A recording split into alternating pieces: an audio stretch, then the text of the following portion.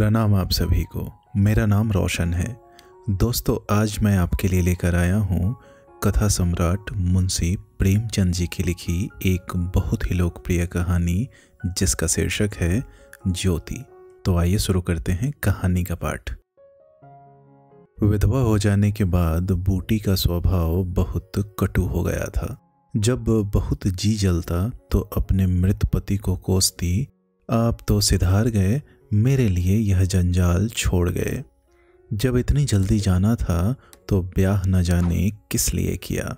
घर में भोनी भांग नहीं, चले थे ब्याह करने। वह चाहती तो दूसरी सगाई कर लेती, अहिरों में इसका रिवाज है। देखने सुनने में भी बुरी न थी। दो एक आदमी तैयार भी थे, लेकिन बूटी पतिव्रता कहलाने के मोह को न छोड़ सकी और यह सारा क्रोध उतरता था बड़े लड़के मोहन पर, जो अब 16 साल का था। सोहन अभी छोटा था और मैना लड़की थी। ये दोनों अभी किसी लायक न थे। अगर यह तीनों न होते तो बूटी को क्यों इतना कष्ट होता। जिसका थोड़ा सा काम कर देती वही रोटी कपड़ा दे देता। जब चाहती किसी के सिर बैठ जाती। अब अगर वह कहीं बैठ जाए तो लोग यही कहेंगे कि 3-3 बच्चों के होते इसे यह क्या सूझी। मोहन भरसक उसका भार हल्का करने की चेष्टा करता। गायों भैंसों की सानी पानी, दोहना मथना यह सब कर लेता, लेकिन बूटी का मुंह सीधा न होता था। वह रोज एक न एक खुचड़ निकालती रहती और मोहन ने भी उसकी घुड़कियों की परवाह करना छोड़ दिया था। पति उसके सिर गृहस्थी का यह भार पटक कर क्यों चला गया, उसे यही गिला था। बेचारी का सर्वनाश ही कर दिया। न खाने का सुख मिला, न पहनने ओढ़ने का, न और किसी बात का। इस घर में क्या आई, मानो भट्टी में पड़ गई। उसकी वैधव्य साधना और अतृप्त भोग लालसा में सदैव द्वंद्व सा मचा रहता था और उसकी जलन में उसके हृदय की सारी मृदुता जलकर भस्म हो गई थी। पति के पीछे और कुछ नहीं तो बूटी के पास 400-500 के गहने थे, लेकिन एक एक करके सब उसके हाथ से निकल गए। उसी मोहल्ले में उसकी बिरादरी में कितनी ही औरतें थीं जो उससे जेठी होने पर भी गहने झमकाकर, आंखों में काजल लगाकर, मांग में सिंदूर की मोटी सी रेखा डालकर मानो उसे जलाया करती थी। इसलिए अब उनमें से कोई विधवा हो जाती तो बूटी को खुशी होती और यह सारी जलन वह लड़कों पर निकालती, विशेषकर मोहन पर। वह शायद सारे संसार की स्त्रियों को अपने ही रूप में देखना चाहती थी।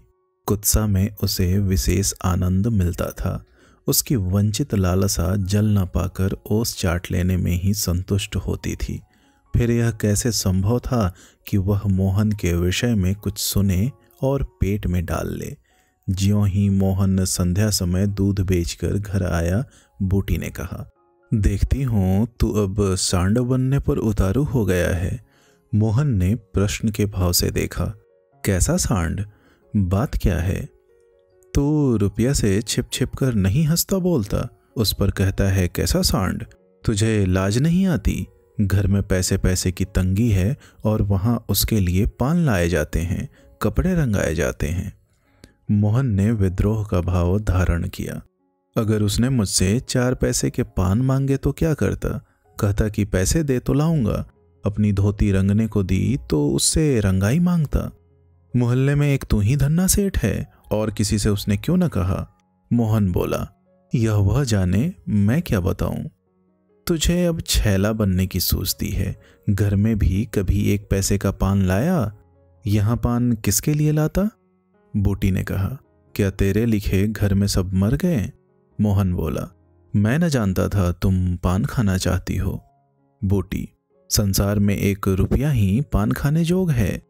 मोहन ने कहा, शौक सिंगार की भी तो उम्र होती है। बूटी जल उठी। उसे बुढ़िया कह देना उसकी सारी साधना पर पानी फेर देना था। बुढ़ापे में उन साधनों का महत्व ही क्या, जिस त्याग कल्पना के बल पर वह स्त्रियों के सामने सिर उठाकर चलती थी, उस पर इतना कुठाराघात। इन्हीं लड़कों के पीछे उसने अपनी जवानी धूल में मिला दी। उसके आदमी को मरे आज 5 साल हुए, तब उसकी चढ़ती जवानी थी। 3 बच्चे भगवान ने उसके गले मढ़ दिए। नहीं, अभी वह है ही कै दिन की।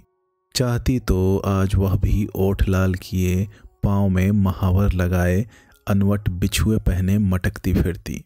यह सब कुछ उसने इन लड़कों के कारण त्याग दिया और आज मोहन उसे बुढ़िया कहता है। रुपया उसके सामने खड़ी कर दी जाए तो चूहिया सी लगे, फिर भी वह जवान है और बूटी बुढ़िया है। बोली, हाँ और क्या, मेरे लिए तो अब फटे चीथड़े पहनने के दिन हैं। जब तेरा बाप मरा तो मैं रुपया से 2 ही 4 साल बड़ी थी। उस वक्त कोई घर लेती तो तुम लोगों का कहीं पता न लगता, गली गली भीख मांगते फिरते। लेकिन मैं कह देती हूँ, अगर तू फिर उससे बोला तो या तो तू ही इस घर में रहेगा या मैं ही रहूंगी। मोहन ने डरते डरते कहा, मैं उसे बात दे चुका हूँ अम्मा। कैसी बात? मोहन ने कहा, सगाई की बात। अगर रुपया मेरे घर में आई तो झाड़ू मारकर निकाल दूंगी। यह सब उसकी माँ की माया है। वह कुटनी मेरे लड़के को मुझसे छीने लेती है। रांड से इतना भी नहीं देखा जाता। चाहती है कि उसे सौत बनाकर छाती पर बैठा दे। मोहन ने व्यथित कंठ में कहा, अम्मा, ईश्वर के लिए चुप रहो। क्यों अपना पानी आप खो रही हो? मैं तो समझा था 4 दिन में मैना अपने घर चली जाएगी, तुम अकेली पड़ जाओगी, इसलिए उसे लाने की बात सोच रहा था। अगर तुम्हें बुरा लगता है तो जाने दो। बूटी ने कहा, तू आज से यहीं आंगन में सोया कर। मोहन, और गाय भैंसे बाहर पड़ी रहेंगी?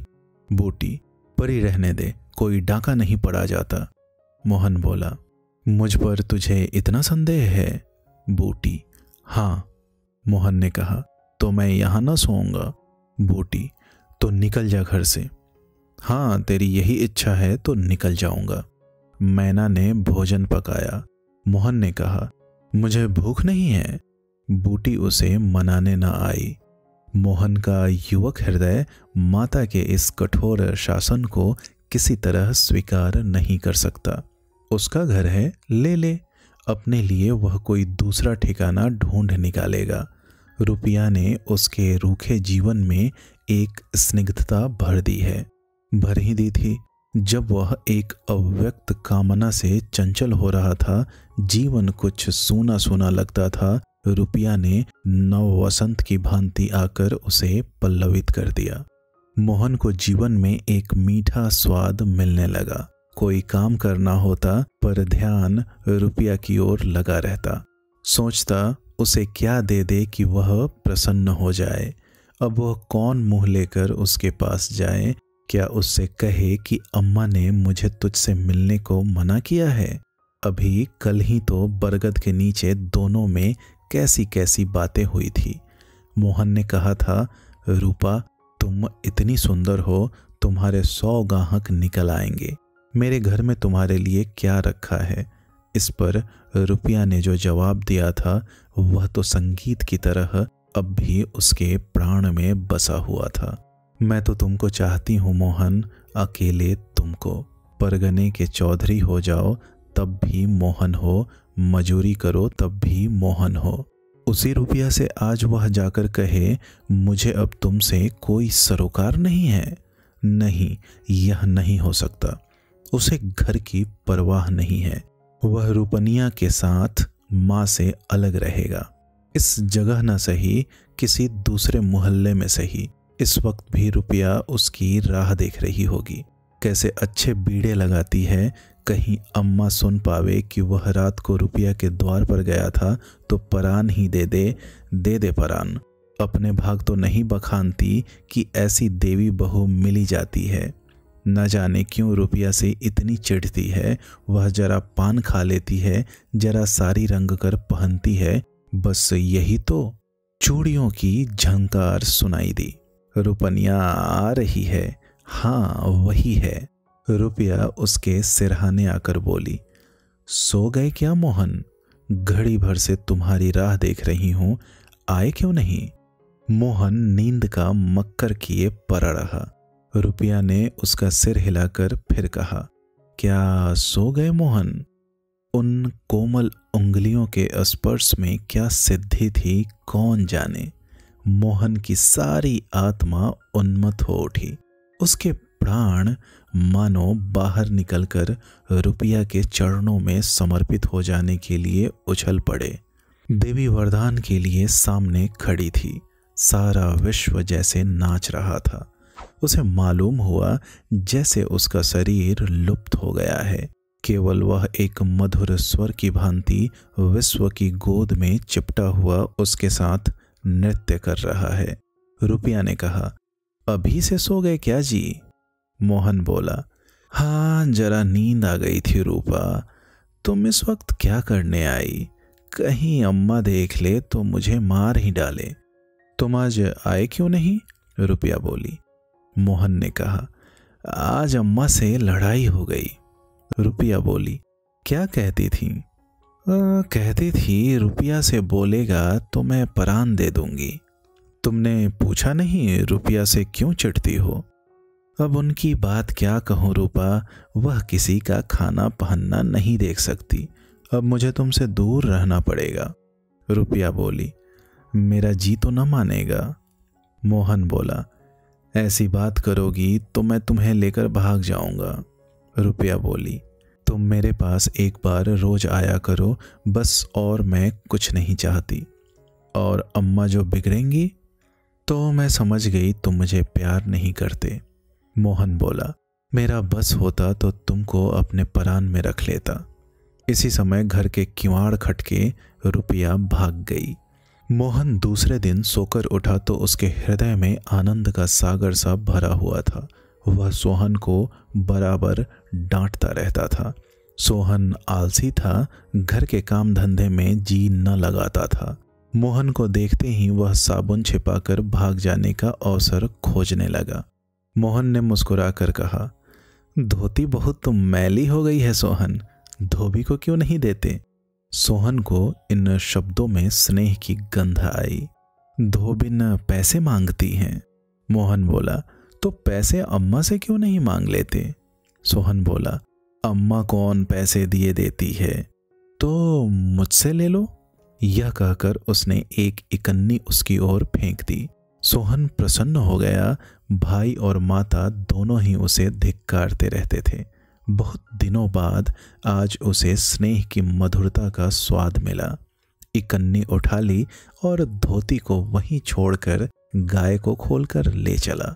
मोहन ने कहा, रहने दो, मैं इसे लिए जाता हूँ। सोहन ने पगहिया मोहन को देकर फिर पूछा, तुम्हारे लिए चिलम रख लाऊं? जीवन में आज पहली बार सोहन ने भाई के प्रति ऐसा सद्भाव प्रकट किया था। इसमें क्या रहस्य है यह मोहन की समझ में नहीं आया। बोला, आग हो तो रख आओ। मैना सिर के बाल खोले आंगन में बैठी घरौंदा बना रही थी। मोहन को देखते ही उसने घरौंदा बिगाड़ दिया और अंचल से बाल छिपाकर रसोई घर में बर्तन उठाने चली। मोहन ने पूछा, क्या खेल रही थी मैना? मैना डरी हुई बोली, कुछ नहीं तो। तू तो बहुत अच्छे घरौंदे बनाती है, जरा बना देखूं। मैना का रुआन सा चेहरा खिल उठा। प्रेम के शब्द में कितना जादू है। मुंह से निकलते ही जैसे सुगंध फैल गई। जिसने सुना उसका हृदय खिल उठा। जहां भय था वहां विश्वास चमक उठा। जहां कटुता थी वहां अपनापा छलक पड़ा। चारों ओर चेतनता दौड़ गई। कहीं आलस्य नहीं, कहीं खिन्नता नहीं। मोहन का हृदय आज प्रेम से भरा हुआ था। उसमें सुगंध का विकर्षण हो रहा था। मैना घरौंदा बनाने बैठ गई। मोहन ने उसके उलझे हुए बालों को सुलझाते हुए कहा, तेरी गुड़िया का ब्याह कब होगा मैना? न्योता दे, कुछ मिठाई खाने को मिले। मैना का मन आकाश में उड़ने लगा। जब भैया पानी मांगे तो वह लोटे को राख से खूब चमाचम करके पानी ले जाएगी। अम्मा पैसे नहीं देती गुड्डा तो ठीक हो गया है, टीका कैसे भेजूं? कितने पैसे लेगी? मैना बोली, 1 पैसे के बतासे लूंगी और 1 पैसे का रंग, जोड़े तो रंगे जाएंगे कि नहीं?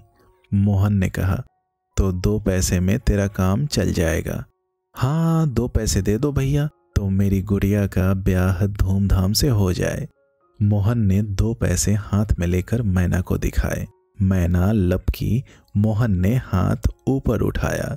मैना ने हाथ पकड़कर नीचे खींचना शुरू किया। मोहन ने उसे गोद में उठा लिया। मैना ने पैसे ले लिए और नीचे उतरकर नाचने लगी। फिर अपनी सहेलियों को विवाह का न्योता देने के लिए भागी। उसी वक्त बूटी गोबर का झांवा लिए आ पहुंची। मोहन को खड़े देखकर कठोर स्वर में बोली, अभी तक मटर गश्ती ही हो रही है, भैंस कब दुही जाएगी? आज बूटी को मोहन ने विद्रोह भरा जवाब न दिया, जैसे उसके मन में माधुर्य का कोई सोता सा खुल गया हो। माता को गोबर का बोझ लिए देखकर उसने झांवा उसके सिर से उतार लिया। बूटी ने कहा, रहने दे, जाकर भैंस दूह, मैं तो गोबर लिए जाती हूँ। तुम इतना भारी बोझ क्यों उठा लेती हो? मुझे क्यों नहीं बुला लेती? मोहन ने कहा। माता का हृदय वात्सल्य से गदगद हो उठा। तू जा अपना काम देख, मेरे पीछे क्यों पड़ता है? गोबर निकालने का काम मेरा है, मोहन ने कहा। बूटी बोली, और दूध कौन दूहेगा? मोहन बोला, वह भी मैं करूंगा। तू इतना बड़ा जोधा है कि सारे काम कर लेगा? मोहन, जितना कहता हूं उतना कर लूंगा। तो मैं क्या करूंगी? तुम लड़कों से काम लो, जो तुम्हारा धर्म है। बूटी बोली, मेरी सुनता है कोई? मोहन बाजार से दूध पहुंचाकर लौटा तो पान, कत्था, सुपारी, एक छोटा सा पानदान और थोड़ी सी मिठाई लाया। बूटी बिगड़ कर बोली, आज पैसे कहीं फालतू मिल गए थे क्या? इस तरह उड़ावेगा तो कै दिन निबाह होगा? मोहन बोला, मैंने तो 1 पैसा भी नहीं उड़ाया अम्मा, पहले मैं समझता था तुम पान खाती ही नहीं। बूटी बोली, तो अब मैं पान खाऊंगी? मोहन बोला, हाँ और क्या, जिसके 2-2 जवान बेटे हों, क्या वह इतना शौक भी न करे? बूटी के सूखे कठोर हृदय में कहीं से कुछ हरियाली निकल आई। एक नन्ही सी कोपल थी, उसके अंदर कितना रस था। उसने मैना और सोहन को 1-1 मिठाई दे दी और एक मोहन को देने लगी। मिठाई तो लड़कों के लिए लाया था अम्मा। बूटी बोली, और तू तो बूढ़ा हो गया क्यों? मोहन बोला, इन लड़कों के सामने तो बूढ़ा ही हूं। बूटी बोली, लेकिन मेरे सामने तो लड़का ही है। मोहन ने मिठाई ले ली। मैना ने मिठाई पाते ही गप से मुंह में डाल ली थी। वह केवल मिठाई का स्वाद जीभ पर छोड़कर कब की गायब हो चुकी थी। मोहन को ललचाई आंखों से देखने लगी। मोहन ने आधा लड्डू तोड़कर मैना को दे दिया। एक मिठाई दोने में बची थी। बूटी ने उसे मोहन की तरफ बढ़ाकर कहा, लाया भी तो इतनी सी मिठाई, यह ले ले।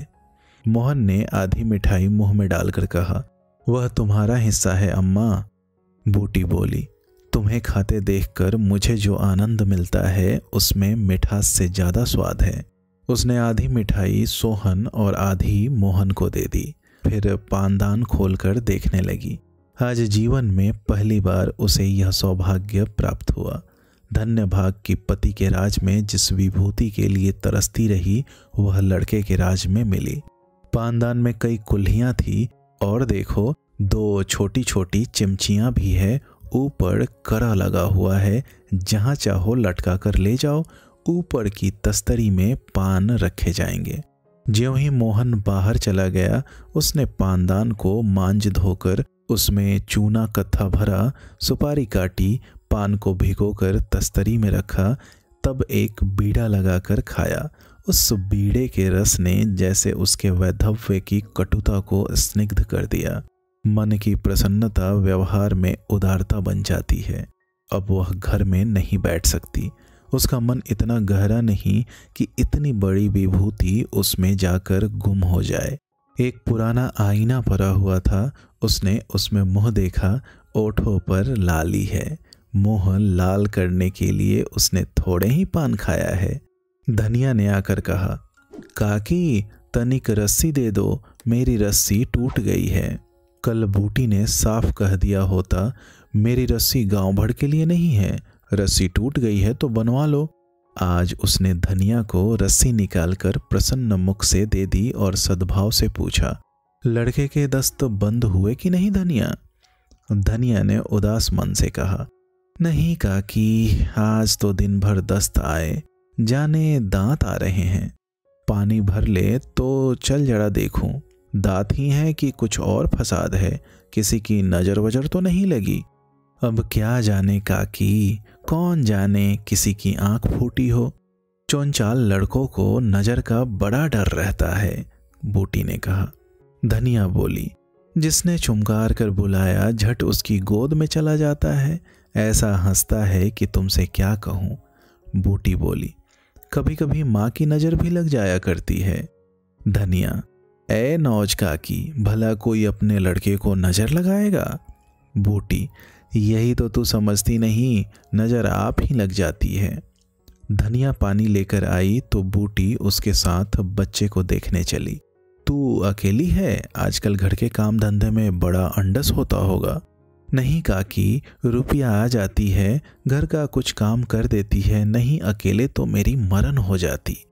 बूटी को आश्चर्य हुआ, रुपया को उसने केवल तितली समझ रखा था। रुपया? हाँ काकी, बेचारी बड़ी सीधी है, झाड़ू लगा देती है, चौका बर्तन कर देती है, लड़के को संभालती है, गाढ़े समय कौन किसी की बात पूछता है काकी। बूटी बोली, उसे तो अपने मिस्सी काजल से छुट्टी न मिलती होगी। धनिया बोली, यह तो अपनी अपनी रुचि है काकी, मुझे तो इस मिस्सी काजल वाली ने जितना सहारा दिया उतना किसी भक्तिन ने न दिया। बेचारी रात भर जागती रही, मैंने कुछ दे तो नहीं दिया, हाँ जब तक जीऊंगी उसका जस गाऊंगी। बूटी ने कहा, तू उसके गुण अभी नहीं जानती धनिया, पान के लिए पैसे कहाँ से आते हैं, किनारदार साड़ियाँ कहाँ से लाती है। धनिया बोली, मैं इन बातों में नहीं पड़ती काकी, फिर शौक श्रृंगार करने को किसका जी नहीं चाहता, खाने पहनने की यही तो उम्र है। धनिया ने बच्चे को खटोले पर सुला दिया। बूटी ने बच्चे के सिर पर हाथ रखा, पेट में धीरे धीरे उंगली गड़ाकर देखा, नाभि पर हींग का लेप करने को कहा, रुपया बेनिया लाकर उसे झलने लगी। बूटी ने कहा, ला बेनिया मुझे दे दे, मैं डुला दूंगी तो क्या छोटी हो जाऊंगी। बूटी बोली, तू दिन भर यहाँ काम धंधा करती है, थक गई होगी, तुम इतनी भली मानस हो और यहाँ लोग कहते हैं वह बिना गाली के बात नहीं करती, मारे डर के तुम्हारे पास ना आई।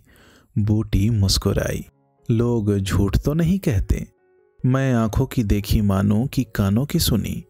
कह तो दी होगी, दूसरी लड़की होती तो मेरी ओर से मुंह फेर लेती, मुझे जलाती, मुझसे ऐंठती, इसे तो जैसे कुछ मालूम ही ना हो सकता है कि मोहन ने इससे कुछ कहा ही ना हो। हाँ यही बात है। आज रुपया बूटी को बड़ी सुंदर लगी। ठीक तो है, अभी शौक श्रृंगार न करेगी तो कब करेगी। शौक श्रृंगार इसलिए बुरा लगता है कि ऐसे आदमी अपने भोग विलास में मस्त रहते हैं, किसी के घर में आग लग जाए उनसे मतलब नहीं, उनका काम तो खाली दूसरों को रिझाना है। जैसे अपने रूप की दुकान सजाए, राह चलतों को बुलाती हो कि जरा इस दुकान की सैर भी करते जाइए। ऐसे उपकारी प्राणियों का श्रृंगार बुरा नहीं लगता, नहीं बल्कि और अच्छा लगता है। इससे मालूम होता है कि इसका रूप जितना सुंदर है उतना ही मन भी सुंदर है। फिर कौन नहीं चाहता कि लोग उनके रूप की बखान करें, किसे दूसरों की आंखों में छुप जाने की लालसा नहीं होती। बूटी का यौवन कब का विदा हो चुका, फिर भी यह लालसा उसे बनी हुई है। कोई उसे रस भरी आंखों से देख लेता है तो उसका मन कितना प्रसन्न हो जाता है। जमीन पर पांव नहीं पड़ते, फिर रूपा तो अभी जवान है। उस दिन से रूपा प्रायः 2-1 बार नित्य बूटी के घर आती। बूटी ने मोहन से आग्रह करके उसके लिए अच्छी सी साड़ी मंगवा दी। अगर रूपा कभी बिना काजल लगाए या बेरंगी साड़ी पहने आ जाती तो बूटी कहती, बहू बेटियों को यह जोगिया भेष अच्छा नहीं लगता, यह भेष तो हम जैसी बूढ़ियों के लिए है। रूपा ने एक दिन कहा, तुम बूढ़ी कहाँ से हो गई अम्मा? लोगों को इशारा मिल जाए तो भौरों की तरह तुम्हारे द्वार पर धरना देने लगे। बूटी ने मीठे तिरस्कार से कहा, चल मैं तेरी माँ की सौत बनकर जाऊंगी। रुपया बोली, अम्मा तो बूढ़ी हो गई। बूटी ने कहा, तो क्या तेरे दादा अभी जवान बैठे हैं? रुपया बोली, हाँ ऐसा, बड़ी अच्छी मिट्टी है उनकी। बूटी ने उसकी ओर रस भरी आंखों से देखकर पूछा, अच्छा बता, मोहन से तेरा ब्याह कर दूं? रूपा लजा गई, मुख पर गुलाब की आभा दौड़ गई। आज मोहन दूध बेचकर लौटा तो बूटी ने कहा, कुछ रुपए पैसे जुटा, मैं रूपा से तेरी बातचीत कर रही हूँ। दोस्तों, उम्मीद करता हूँ यह कहानी आपको पसंद आई होगी। ऐसी ही ढेरों कहानियाँ सुनने के लिए आप हमसे जुड़े रहें। बहुत बहुत धन्यवाद।